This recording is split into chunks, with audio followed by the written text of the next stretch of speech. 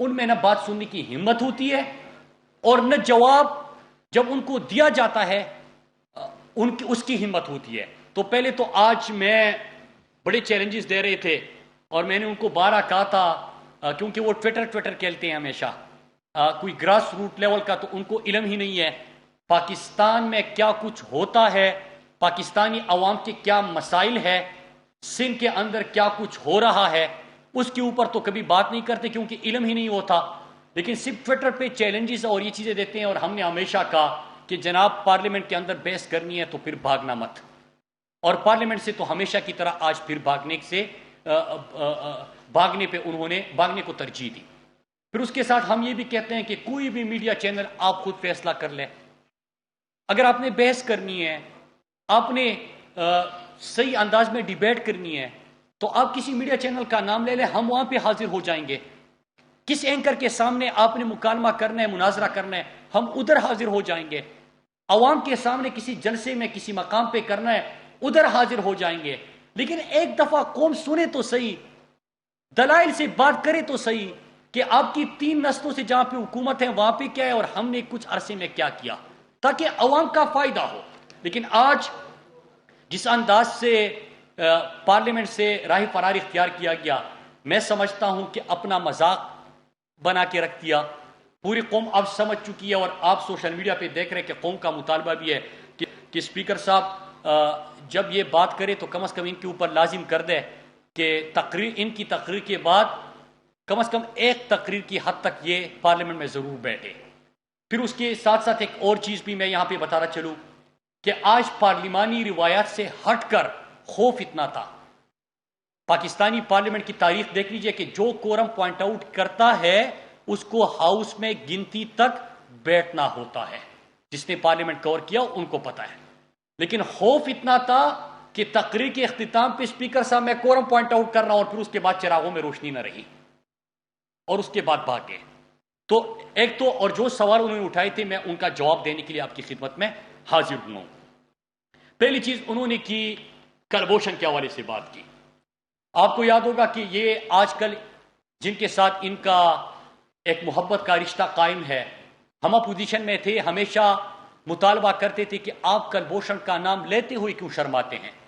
اگر کلبھوشن پاکستان کے اندر دھماکے کرتا تھا, یہاں پہ دہشت گردی کی کارروائیاں کرتا تھا, تو آپ اس کے اوپر بحث کیوں نہیں کرتے, آپ ان کا نام کیوں نہیں لیتے, آپ ان کو ایکسپوز کیوں نہیں کرتے.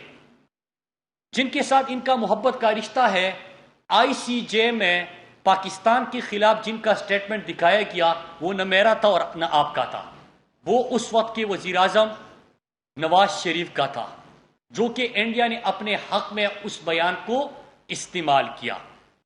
پھر اس کے ساتھ ساتھ ابھی قوم کو یہ نہیں بتا رہے, اگر آئی سی جے میں اور پاکستانی قانون کے مطابق اگر کوئی قانون سازی ہوتی ہے, پاکستان کی بہتری ہوتی ہے, اس کی ضرورت ہوتی ہے, تو اس کو کنٹروورشل بنانے کی آپ کو پڑی ہے. کیا قوم کو پتا نہیں ہے؟ این آر او کی آپ بات کر رہے تھے. پاکستان کی سڑکوں پہ پاکستان کے شہریوں کو گولی مار کے شہید کرنے والے رائمنڈ ڈیوس کو پاکستان سے کس نے بھیجا؟ کیا قوم یہ بھول چکی ہے؟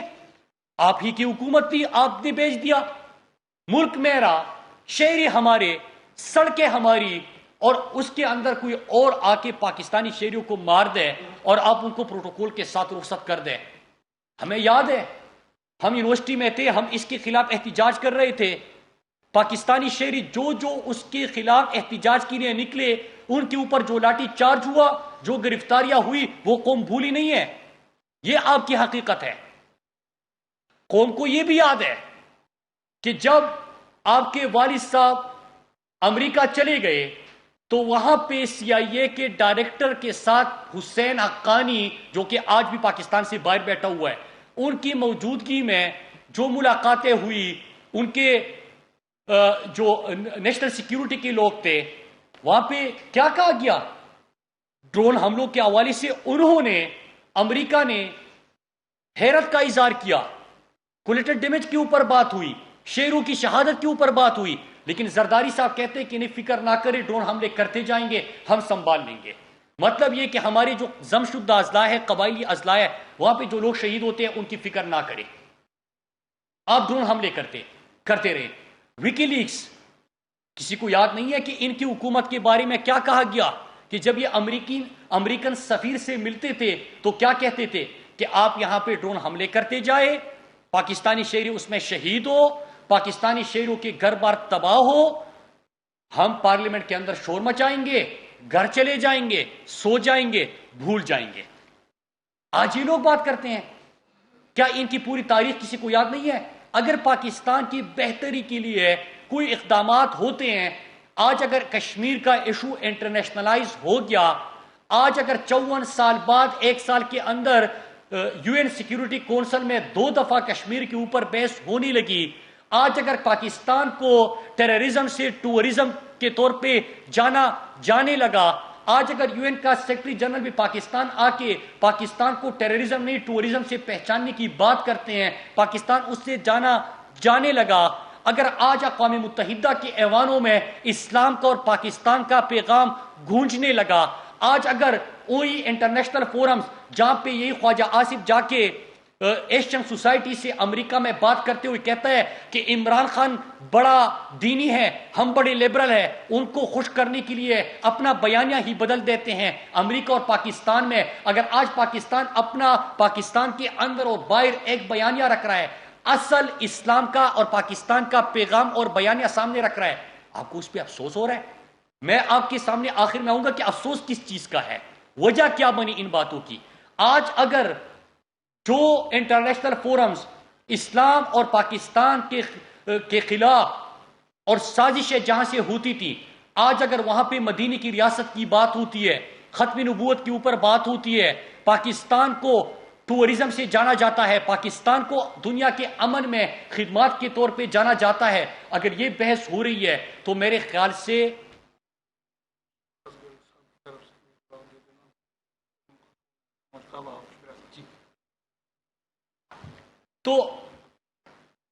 اگر یہ بات ہو رہی ہے تو اس کے بعد ان کو پڑی ہے اپنی کرپشن کی۔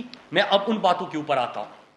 پاکستانی قوم، پہلے میں یہ کہہ دوں کہ کلبھوشن کا نام لینے پہ جو لوگ شرماتے تھے، جن کو شرم آتی تھی، جن کو شرم محسوس ہوتی تھی، وہ بھی پاکستانی قوم کو پتہ ہے، اور جس نے عالم اسلام کا، پاکستان کا، کشمیر کا مقدمہ لڑا، اس عمران خان کو بھی قوم جانتی ہے۔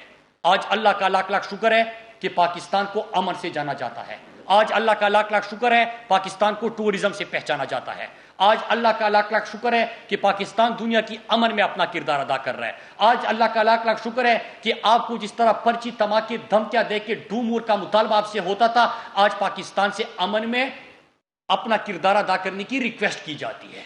تو یہ ہے آج کا پاکستان۔ اب میں آتا ہوں کہ وجہ کیا بنی۔ کل آپ نے موصوف کی گفتگو سنی ہوگی، پوری پریس کانفرنس کا ایک ہی مقصد تھا کہ نیب بند کر لے، احتساب بند کر لے، پورا پاکستان ٹھیک ہے۔ آج بات کی انہوں نے جے آئی ٹیز کے اوپر، چینی چور کی بات کی، مجھے بڑا دکھ ہوا۔ یہ سیاست بڑی ظالم چیز ہے، کیونکہ جے آئی ٹی کے اندر ان کے والد صاحب کا نام آیا ہوا ہے۔ سبسڈی سندھ حکومت نے جو دی ہے، مراد علی شاہ جب فائنانس منسٹر تھا، اور اس فیک اکاؤنٹس کی جے آئی ٹی میں جو ذکر ہے وہ یہ ہے کہ مراد علی شاہ نے زرداری کے سہولت کار کا کردار ادا کیا، مطلب یہی ہے کرپشن کی سہولت کار کا، اور زرداری کی شوگر ملوں کو سبسڈی ملی، تو سبسڈی تو ان کو ملی ہے سندھ کے اندر۔ چینی چور کس کو کہا؟ پھر اس کے بعد جو ابھی انکوائری ہوئی اور جے آئی ٹی رپورٹس ہوئی، ان کے دور میں 140 روپے تک چینی پہنچ گئی تھی، کسی نے انکوائری کی نہیں کی۔ یہاں پہ تو 80-85 روپے پہ عمران خان نے کہا کہ انکوائری ہونی چاہیے، انکوائری ہونے لگی، انہوں نے کہا کہ نہیں ہوگی، انکوائری ہو گئی، انہوں نے کہا کہ انکوائری تو ہو گئی، رپورٹ نہیں آئے گی، رپورٹ بھی آ گئی۔ رپورٹ آنے کے بعد انہوں نے کہا کہ نہیں، فورنزک کا مذاق ہے، فورنزک نہیں ہوگا، فورنزک ہو گیا، اس کی رپورٹ بھی آ گئی۔ پھر کہا کہ کسی کو سزائیں نہیں ملے گی، اس کے اوپر بھی آغاز ہو گیا۔ تو اس میں بھی آپ دیکھ لیجئے کہ کس کے شوگر ملوں کو، عمران خان کا تو کوئی شوگر مل نہیں ہے، پاکستان تحریک انصاف ہی نہیں ہے انکوائریز کی، اور اس میں ذکر ہے یا آپ کی شوگر ملوں کا یا کسی اور کے شوگر ملوں کا۔ ہم نے تو سب کے شوگر ملوں کا احتساب کرنا ہے، چاہے کسی بھی جماعت کے اندر ہو۔ چاہے حکومتی جماعت میں اپوزیشن میں ہو. تو پہلے تو اس کا جواب دے دیں. پھر اس کے بعد انہوں نے،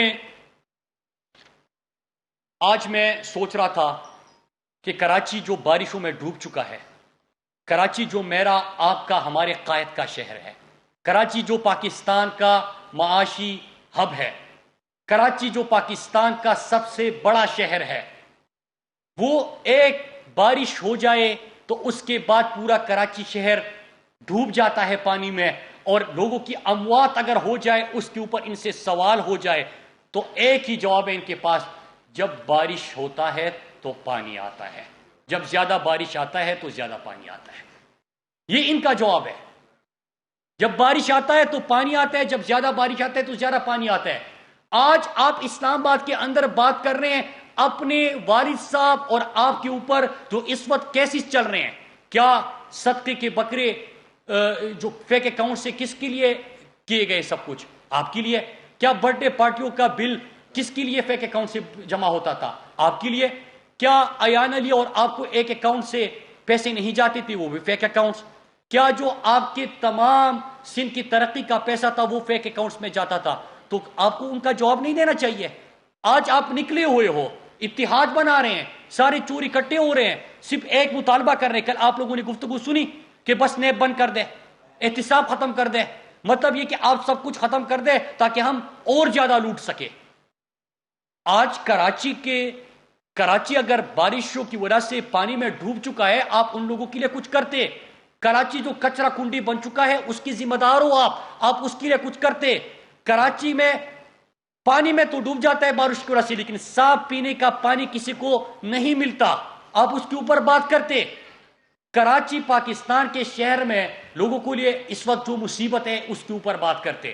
لیکن ایک ہی مقصد ہے کہ میں نے پارلیمنٹ کو استعمال کرنا ہے کرپشن کی دفاع کے لیے، پریس کانفرنس کرنی ہے کرپشن کی دفاع کے لیے.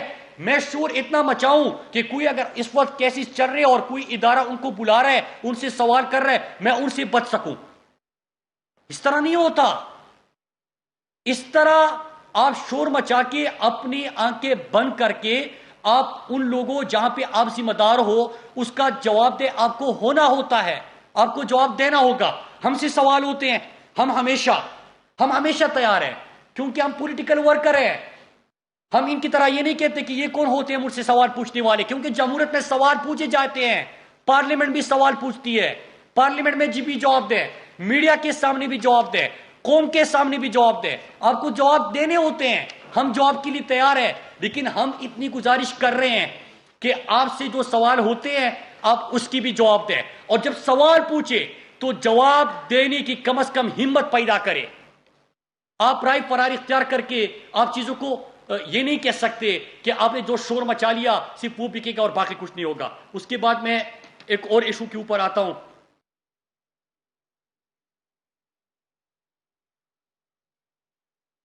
کہ ایک اور چیز، ان کو ایک اور چیز کا بھی دکھ ہے کہ پرائم منسٹر صاحب نے آٹا مہنگا ہوا اس کا کیوں نوٹس لیا، چینی مہنگی ہوئی اس کا کیوں نوٹس لیا، آئی پی پیس کے اوپر جو انکوائری ہوئی وہ کیوں کی.